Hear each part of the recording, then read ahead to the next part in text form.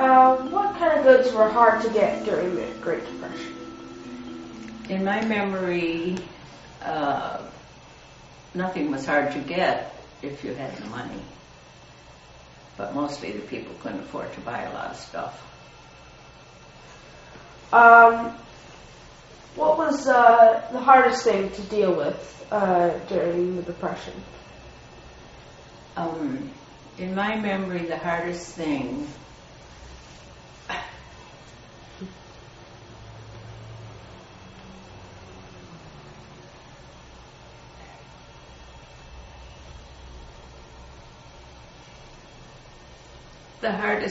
was when we didn't have enough food.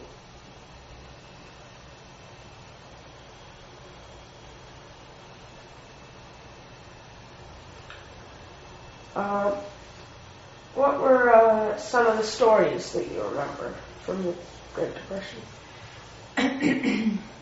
Well, the people in our neighborhood, because they had no money for amusements, every evening in the nice weather they sit on the steps and they told their own stories.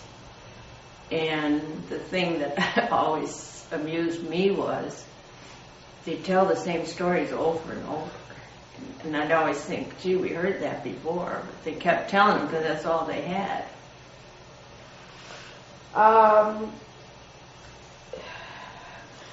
What was transportation? What kind of transportation was available back then? Well, I would say for most people in really hard times it was pedestrian. You walked. And it might be very far, but you walked. And if it wasn't possible to walk, the streetcars were 7 cents and children were 3 cents. So that was a big challenge to put that money out. So you walked as many places as you possibly could. What was meal times like? What was served for dinner and breakfast? Well, a lot of the times, my mother, when we really were hard up, my mother would get cornmeal, and for breakfast we'd have cornmeal mush. And then she would take it, she'd make a lot, and what was left over she'd put in a pan, and it would set. And then she would slice it, dredge it in flour, and then we would have that, we called it fried mush. We'd have that for lunch and dinner. Do you remember any songs about the Great Depression? Oh, one of my favorites, which people sang all the time. In fact, people sitting on the steps, when they got tired of telling stories, would sing. And one of the Depression songs that I remember was, oh, why don't you work like other men do? Now how can I work when there's no work to do? Hallelujah, I'm a bum. Hallelujah, bum again. Hallelujah, give us a handout to revive us again. And then to cheer them up, a lot of times they sang, roll out the barrel, we'll have a barrel of fun.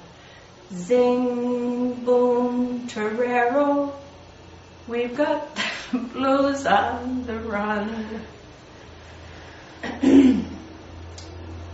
That's all I remember now. Do you remember what holidays were like? So, like Christmas? Well, one story I have at Christmas, my dad was already gone because my dad cracked up and he went to a mental hospital, and my mother was left with us. And she had not a Christmas tree, she didn't have any gifts for us, and not hardly any food. And it chanced that one of the neighbor ladies found out about it, and she came with her husband. They had no children, and they brought us a tree, and they brought us some candy, which we never would have had. And I think they brought us some other food, but I don't remember. I just mainly remember the candy because, whoa, candy.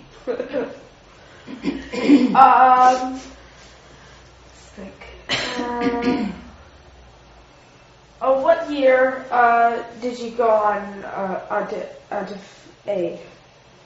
Well, after my dad went to the hospital, my mother, much reluctant, went to the charity to ask for charity.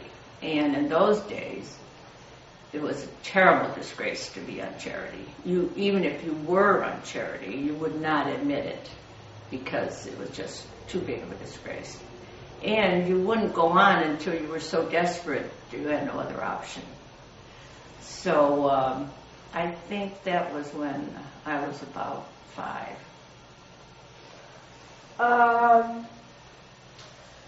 How did the final question? How did the depression affect family life?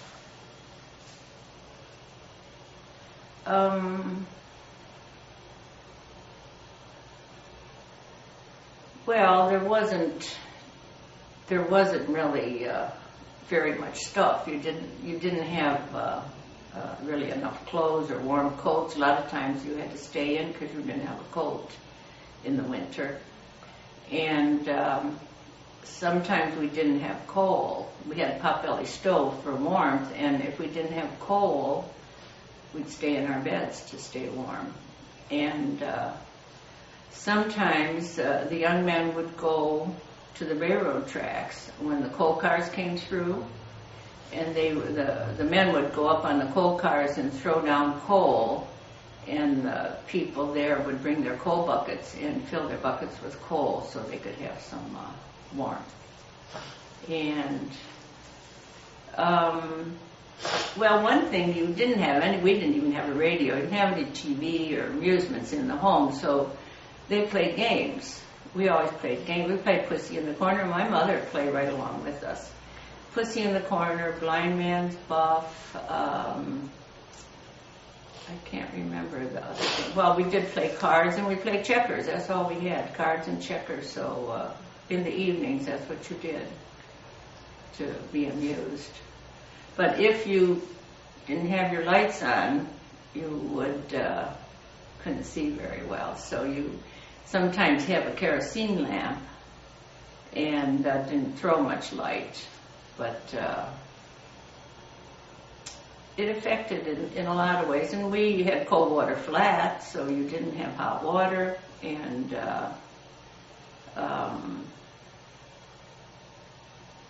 but one thing, it wasn't like all gray, because as kids, as long as we had food, we really had a good time. We always played outside all the time, playing games outside with our friends. And I don't look back at it as like an unhappy time, except when we were hungry. We really did worry if you didn't get any food.